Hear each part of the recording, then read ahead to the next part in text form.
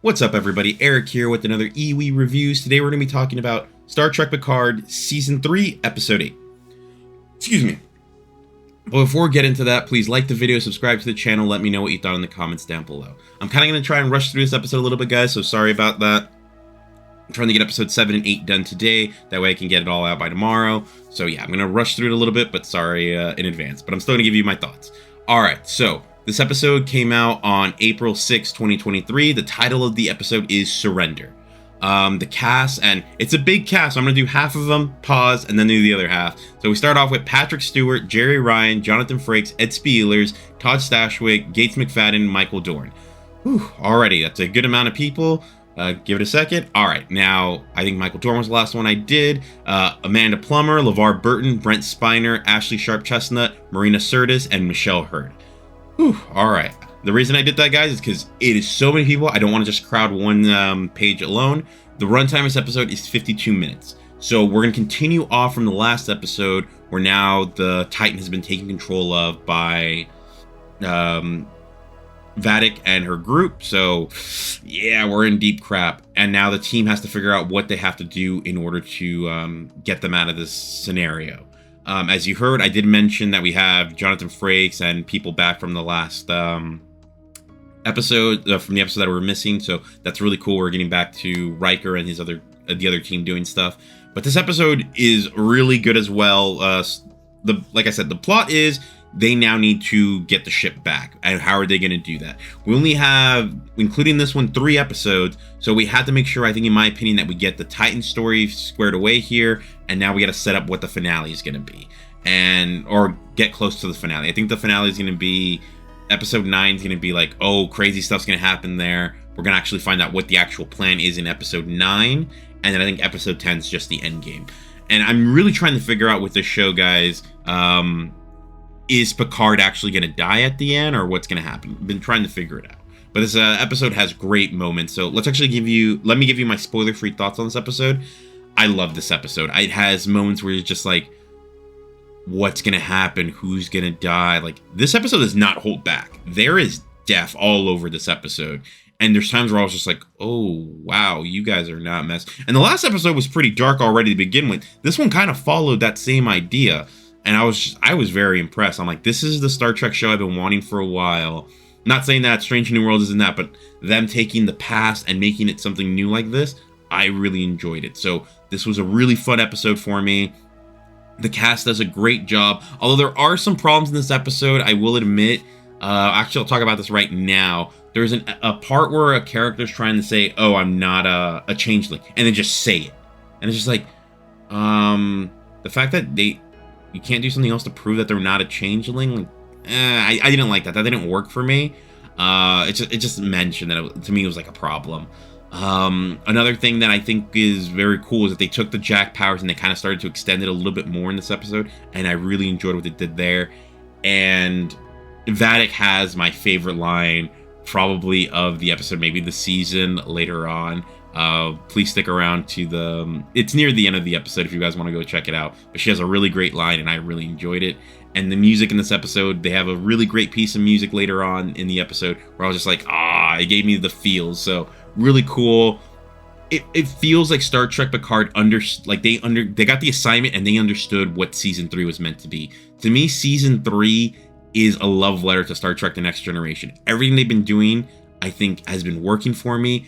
I think it gives me the sense of Star Trek The Next Generation, and I'm loving it. So in that aspect, guys, I'm going to give you my score now. I'm giving this episode a 9 out of 10. It's amazing just because it got the assignment and it knew what to do, and they're not messing around. I think the lowest thing I've given this season, maybe I gave a 7, maybe. But for me, it's been like in the 8-9 range the entire time. I'm just like, this is what I want. I definitely recommend people start watching the show. I know this sounds mean, but I feel like you could skip Picard season 1 and 2 and just start at season 3 and be good. The one thing is 7 of 9 is the one character that you'd want to probably see her grow from season 1 and season 2 up to here. But other than that, I feel like you can just skip to season 3 and it's been great. Oh my god. I'm already thinking of like what score I'm going to give the season once I do that review. But yeah, guys, those are my spoiler-free thoughts. I gave it a 9 out of 10. I think it's an amazing episode. I can't wait to see what they do next. Again, sorry for the delay on getting these episodes out. Picard does take me a little bit longer to edit than other things just because so much happens in these episodes. And that real quick little rant. Who would have guessed that Mandalorian, which started off really great, now I'm kind of like, I'm not even all that excited for Mandalorian anymore.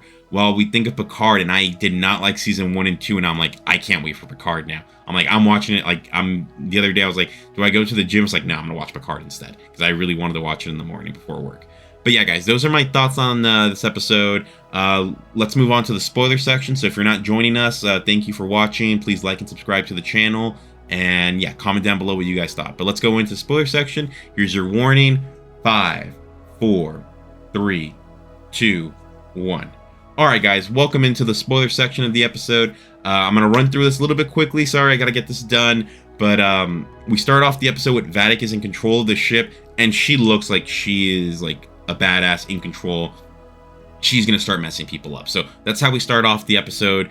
We then see that Jack is able to control someone else's body. So we have already established now Jack's powers. We did see in the last episode he took control of Sydney's, but now we're just saying, yes, Jack can do this, and this is one of his powers. Now, Vadic, now we're on the bridge again, and Vadic's already saying, like, oh, she's going to start killing people if Jack doesn't show up. And it's just like, damn, Jack, what are you going to do? And you can tell Jack's frustrated, and he wants to show up, but he can't. So let's go on now to the Shrike, and we got Deanna and Riker again. Well, actually, Deanna is like, yeah, we saw them at the end of episode 6. We haven't seen them since then. And yeah, we were getting them right here. And they have a great conversation. And I'll talk about the conversation as we go, but I did like some of the things that they said. Let me just check my notes real quick. Okay, yeah. They do have a funny moment where she's like, oh, the changeling comes in, and he was in good in bed like you, and I was just like, oh damn. Even though I doubt she did anything, I bet because Deanna could probably sense that it was something wrong, so that probably helped right there. Let's go back to the Titan for a second on the bridge, and we have this moment where Seven's being a little like talking to Shaw, because Shaw was just like, you should have blown the airlock, so you could have while they were on the turbo lift, blown the airlock, so Shaw and Vadic would have both died. But she's like, I'm not trading lives, that's not what I do. And I actually like the fact that Seven does that. And he calls her Commander Hanson, and she's just like, my name is 7 of 9. And I'm just like, damn. I'm saying, I still think we should get a Seven spinoff. I think it'd be the greatest thing just to give her, because I think Jerry Ryan's doing a great job. She's come back to this role, and it's like she never left the role. So I'm really happy with that. I want to see what they do next. And now we go back to Jack, and Jack's actually now explaining his powers to his parents and everyone that's around there. And he seems like he has a plan of maybe some stuff he can do. And as Jack's using his powers, he's able to get onto the bridge, and he's able to use this codex that Picard has.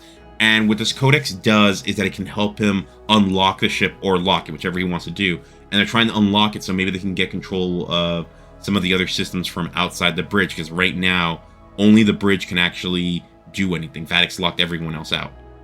So they're trying to get that. But Vadic ends up catching them, and she knows what Jack's able to do, and he takes control of the lieutenant there, and yeah, but it's not much he can do there. Vadic stops him. Vadic is then saying, she's gonna kill somebody, and she's just playing mind games with them. At first, she looks like she's gonna kill the lieutenant. She's gonna kill one of these other officers. I can't remember her name. And then out of nowhere, she has both of them on their knees, ready to kill them. She kills the Vulcan just because she can. And I was just like, damn, like, she does not care. She's just gonna kill whoever. Vadic's just crazy. And it's really sad. People are dying. It's like, what's gonna happen? So now we go to Deanna and Riker, and they have a really good conversation here. And I actually love this scene because they actually talk about with their son dying.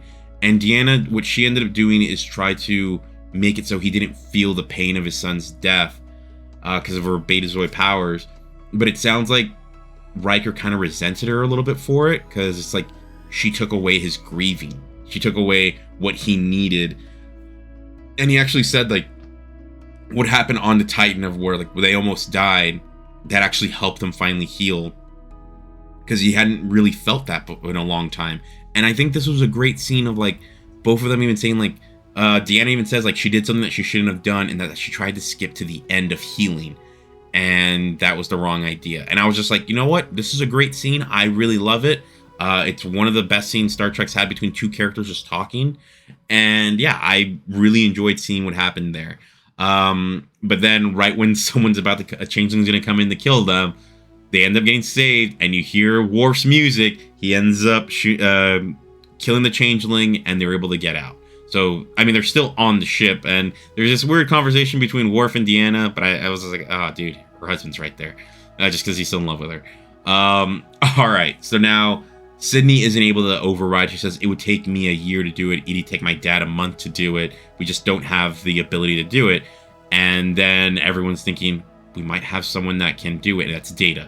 So they end up going to where Data's at. And right away, here's, we're going to have this moment in a second, but I'll talk about it when it gets there. So then Picard and Geordi, they're trying to figure out who's real, or they're both changelings, or what's going on there.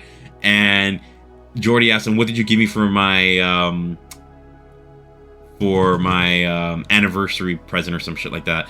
And he even says like, oh, I got you a bottle of one of his bottles of Bordeaux. And he says, but you thought it was dry because your taste in wine is pedestrian at best. And Geordi just looks at his daughter and is just like, okay, yeah, it's Picard.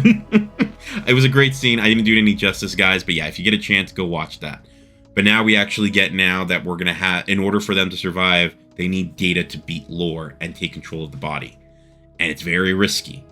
And you can tell Geordi doesn't want to do it because he's like, if Data loses, we lose Data again. And he's like, I don't want to lose Data, because like, that's a friendship that's like really strong. But yeah, now let's hop over to the Shrike for a second. And this is the scene that I was talking about earlier that I was just like, this didn't work for me.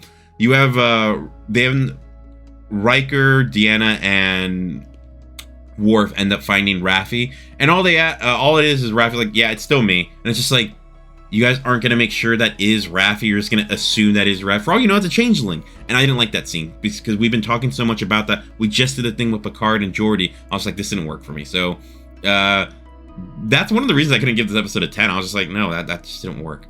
Well, now we're seeing the next part of Jack's plan. Jack shows up on the bridge with an unidentified object. It looks like a bomb, looks like a thermal detonator from like Star Wars, but we're not sure. Let's go back to Data and Lore inside of the brain, and we actually see Spot. And I know it's not the actual cat from the old days, but they got a cat that looks very much like it, and he gives the memory of Spot to Lore, and Lore's winning the fight right now. Data's not trying to fight him back, and Lore's just taking everything he wants. But there's actually an idea behind that, and it looks like Lore's about to win. You actually see this scene, and like, it's blue if it's Data, and it's red if it's Lore, and it's all turned into red. And it looks like Lore wins. But then out of nowhere, things start happening to Lore, and then you actually see, no, Data's back, and Data actually figured out that Lore, Data's memories were not meaningless to Lore. To Lore, Data got everything. So he wouldn't just see that as just stupid memories. He actually saw this as like trophies, and he wanted to keep these trophies. And Data just figured it out. And what happens is Lore took all those memories and he became Data. And now they are Data and Lore's no more. Data ends up winning. And they have this sweet moment when they're like, goodbye, brother.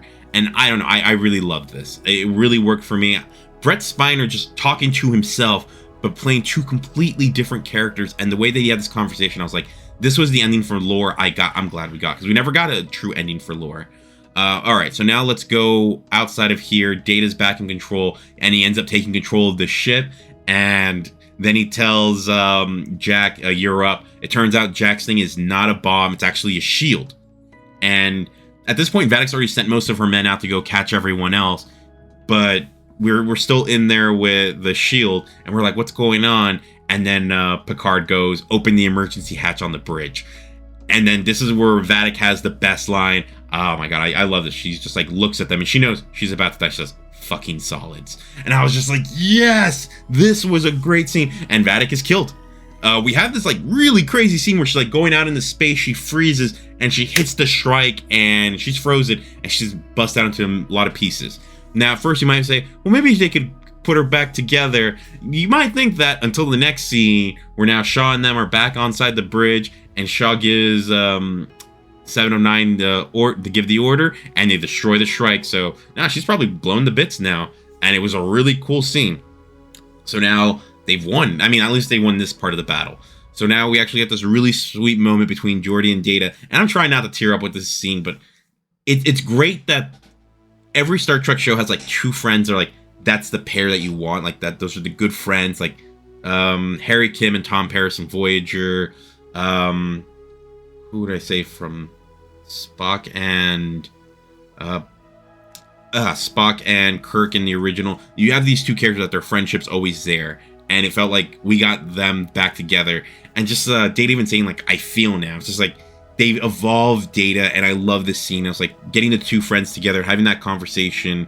I really enjoyed it. I definitely recommend you go watch it. And then we have this cool scene with everyone around the table, and you hear the Next Generation music, and you're like, we're getting them. This is what we've been waiting for. We got the entire band's back together now in one spot. Now they got to go. They have 2 episodes left now to figure out what's going on.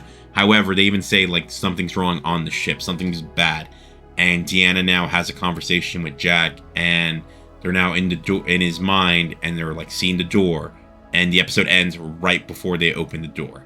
So next episode, we're actually going to find out what's going on with Jack. I think next episode we find out what's going on with Jack. My guess is by the end of the episode, Jack's gonna be kidnapped or something, and then the final episode is them saving Jack and stopping whatever the changelings have planned for Frontier Day and saving the day. My guess is Picard's gonna die, but I don't think he is, because Laren hasn't been seen, and I think him and Laren are gonna get their moment. I think it's Laren, might be Laris. They're gonna get their moment at the end of the show, in my opinion. So we'll see what happens there, guys. But let me know your thoughts in the comments down below. Please like the video, subscribe to the channel. I'll try to get episode 9 out sometime, maybe this week if I can, Friday. But no promises there. But yeah, thanks for watching, guys, and I'll talk to you soon. Bye.